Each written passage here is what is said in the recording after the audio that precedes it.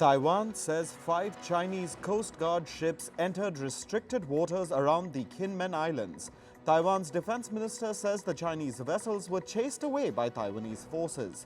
Tensions continue to rise between Taiwan and China. Last week, Chinese Coast Guard officers boarded a Taiwanese tourist boat, creating panic in the island nation.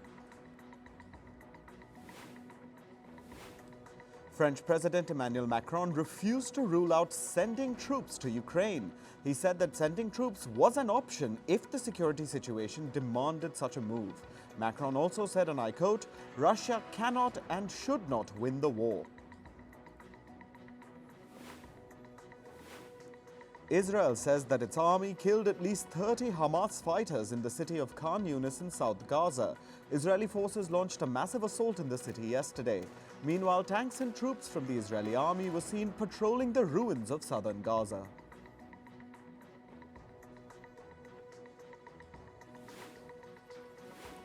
The Israeli army released footage of one of the longest tunnels used by Hamas till date. The tunnel is estimated to be around 10 kilometers long. It connects northern Gaza to the south. The IDF says the tunnel was found under a hospital in northern Gaza.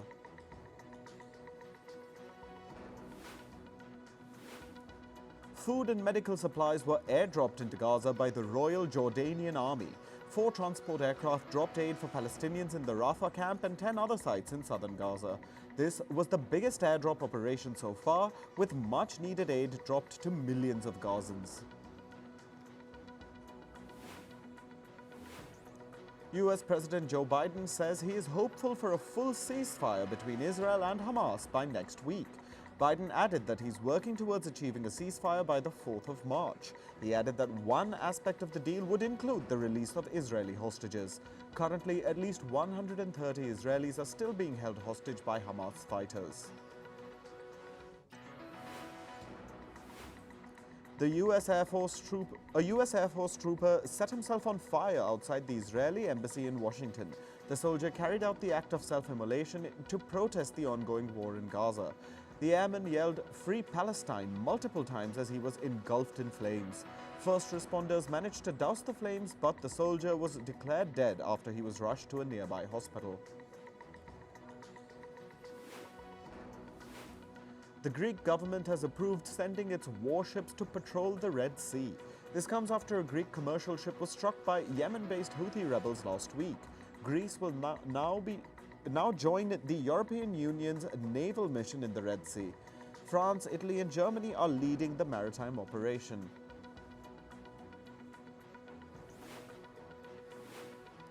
Hungary's parliament has approved Sweden's bid to join NATO. Sweden will now become the 32nd member of the security alliance. The Nordic nation abandoned its non-alignment policy after Russia invaded Ukraine in 2022.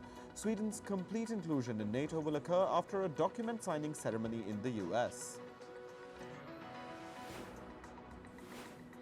South Korean nurses have been given legal protection to perform medical procedures which are normally conducted by doctors. The nurses now have additional responsibilities along with the work they were already undertaking.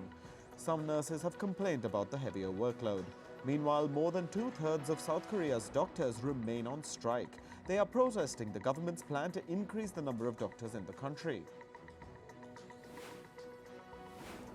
Official data released by the Australian government has shed light on the gender pay gap in the country. The report says that on average, men earn 22% more than their women colleagues. The study was conducted using a sample from all private firms in Australia, which have more than 100 employees. Senegal's President Macky Sall has called for a national dialogue to discuss the country's delayed presidential election. Sall says, and I quote, "If we reach a consensus, I will set a date for the elections. Otherwise, the constitution will find a replacement for me." This comes just weeks after Sall suspended presidential elections in the West African nation and postponed them to December later this year. This led to large-scale protests and chaos across Senegal. The South American nation of Peru has declared a health emergency after a spike in dengue cases. Dengue cases have crossed the 30,000 mark since January this year. At least 30 people have lost their lives due to the outbreak. Medical officials say that hospitals are overwhelmed and there is a severe shortage of beds and medicines. In climate news, extreme rainfall has caused large-scale devastation in the Madre de Dios region of Peru's Amazon. According to reports, 800 people have been affected by floods. The eastern city of Inapari is one of the worst hit. The Peruvian government is considering declaring an emergency in the region. Meanwhile, rescue workers have been clearing routes to the ancient citadel of Machu Picchu in southern Peru. This comes after several mudslides cut off roads in the past few days. Authorities have also suspended railway services to the historic sanctuary. They estimate that it would take at least 2 days to clear the tracks.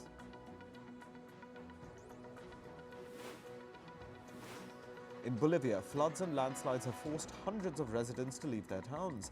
At least 40 families have lost their homes in a mudslide that struck the northern village of La Quina. Meanwhile, the northern city of Cobija also issued a red alert after a nearby river rose up to 12 meters. Bolivia's weather agency says rainfall in February has surpassed previous records. A wildfire has been raging in Jefferson Davis County in the state of Mississippi in the U.S. Officials say that the fire has affected more than 500 hectares of land. Firefighters have been trying to control the blaze since Saturday. According to the Mississippi Forest Commission, 50% of the fire has been contained.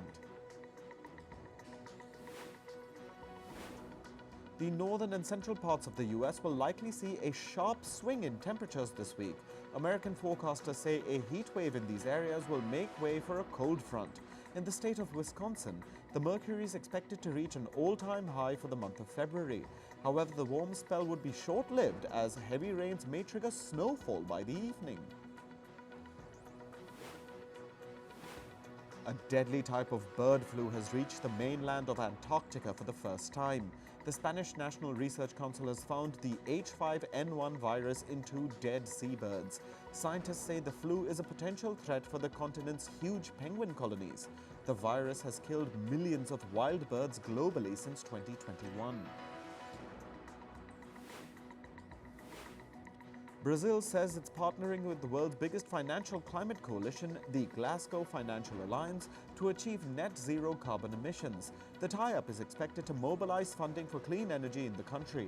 It will also make efforts to restore 60,000 square kilometers of damaged Brazilian Amazon rainforest.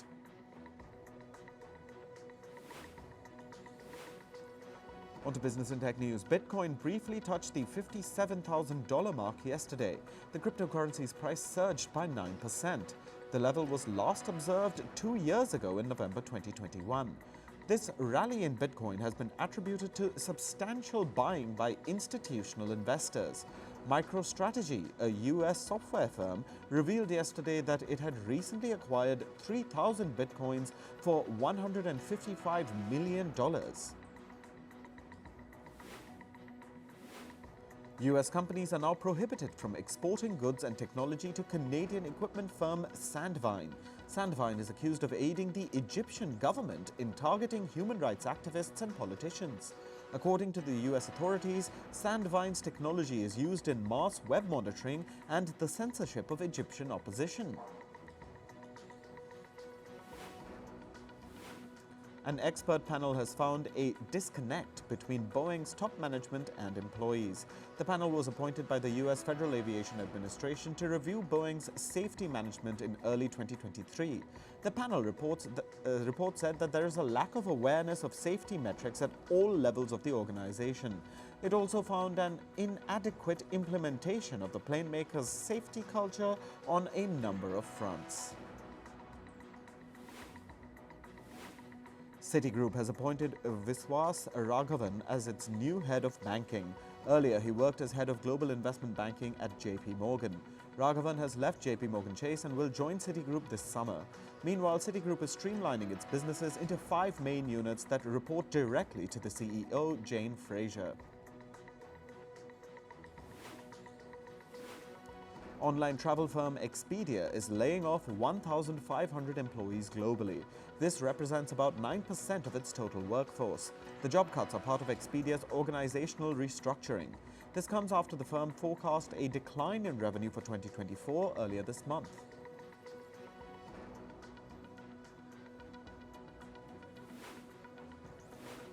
The U.S. Federal Trade Commission, along with 8 U.S. states, is suing supermarket chain Kroger to block its takeover of rival Albertsons.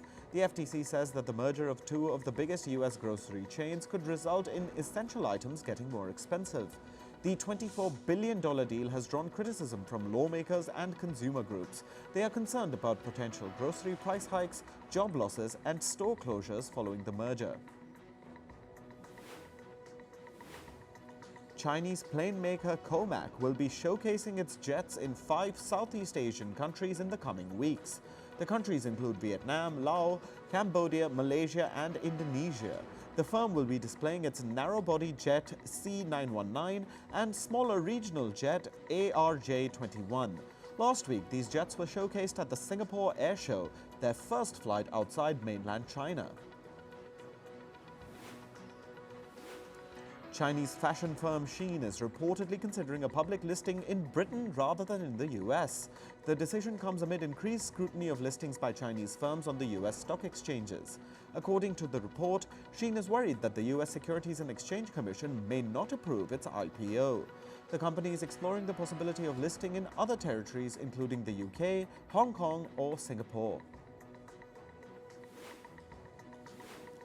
Chipmaker Micron Technology has started mass production of its high-bandwidth memory chips called HBM3E. These will be used in NVIDIA's latest artificial intelligence processing units. According to Micron, its new memory chips will consume 30% less power compared to the current ones.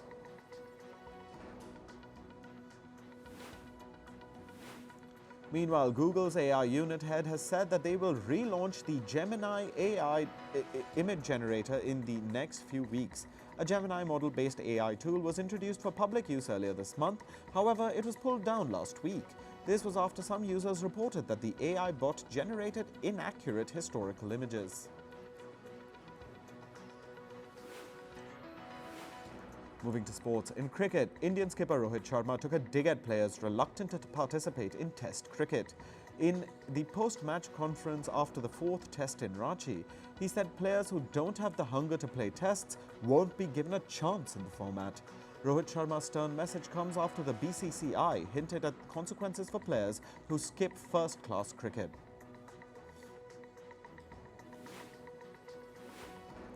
India cemented their second position at the World Test Championship rankings after clinching the 5-match Test series 3-1 against England. India's point percentage rose from 59.52 to 64.58. Meanwhile, England's percentage slumped and fell to 19.44, keeping them in the 9th spot. All-rounder Hardik Pandya has made a comeback to competitive cricket yesterday.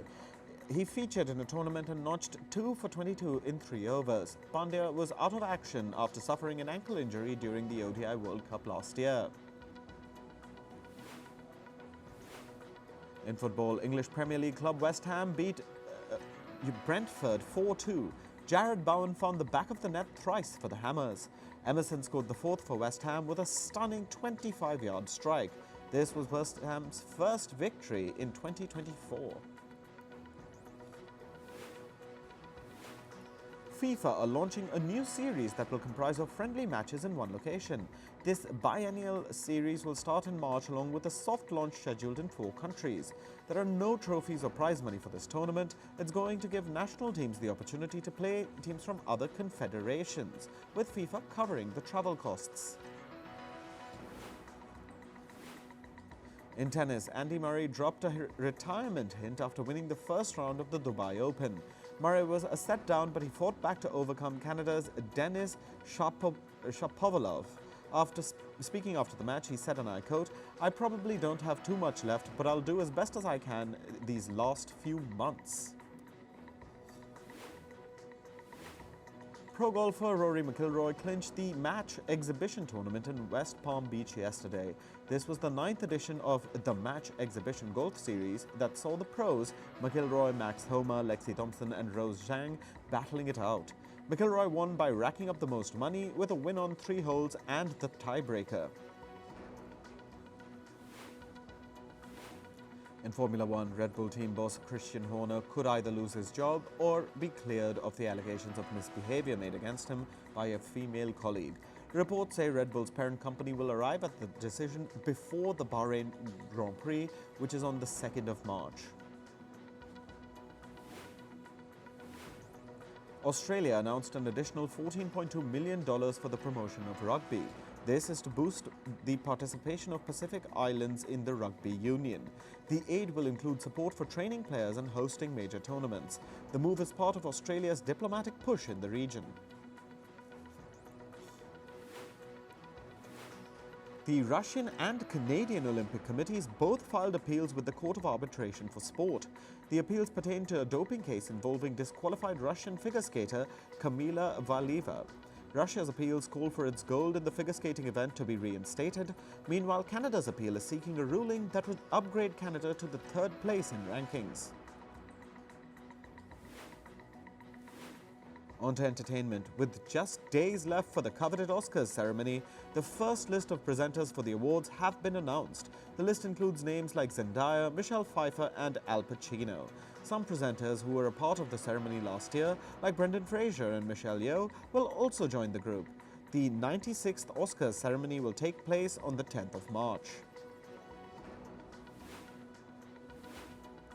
Meanwhile, actor Ryan Gosling will bring his Kenergy to the Oscars ceremony. He will be performing I'm Just Ken live at the event. According to reports, he will even sing the song.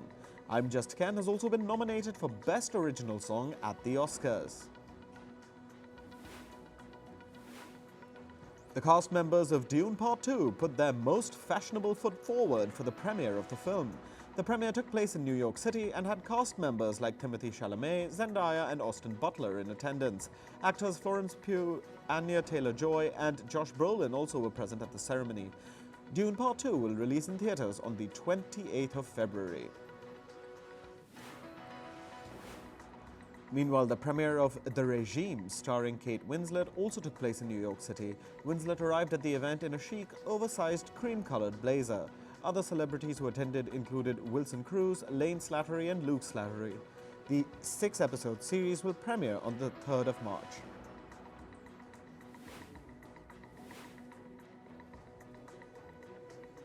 Bridgerton actor Charitra Chandran is working to produce a reality show based on the ancient Sanskrit language text called the Kama Sutra. Chandran says that she wants to change the reputation and connotation of the text in the West, where it is not so pleasant.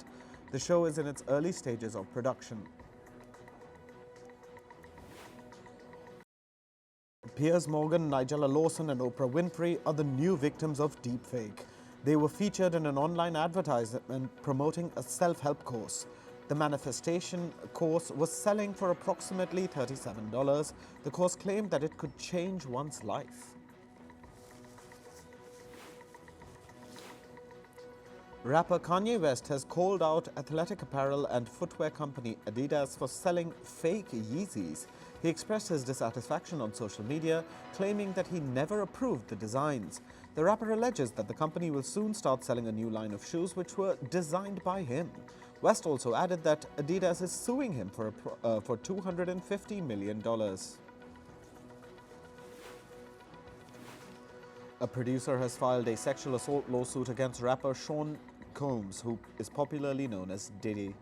This is a new addition to a string of pending lawsuits against him. But unlike the other cases filed by women, this 5th case has been lodged by a man. He's claiming that Combs made unwanted sexual advances towards him. The plaintiff is seeking $30 million in damages. Actor Jodie Turner-Smith has spoken about her divorce from actor Joshua Jackson. She said, and I quote, "Sometimes things we really want to work just don't end up working." Smith also added that she is enjoying her time where she doesn't have to focus on a man, as men take up a lot of space. The former couple parted ways after 4 years of marriage last year. Indian singer Pankaj Udas has passed away at the age of 72. The veteran ghazal singer breathed his last yesterday following a prolonged illness. His last rites will be held today. Pankaj Udas is survived by his wife and 2 children.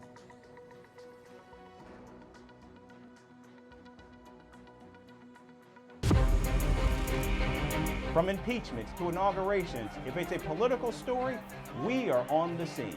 The race for the White House is heating up. We're beating Biden. How dare he say that? If it's breaking news, we're live with the latest coverage. From the White House, the State Department, and Capitol Hill, we know the issues, but above all, we know the players to bring you the latest in-depth analysis on all the key stories that we're covering. I'm Eric Ham. Join me from Washington here on Firstpost America.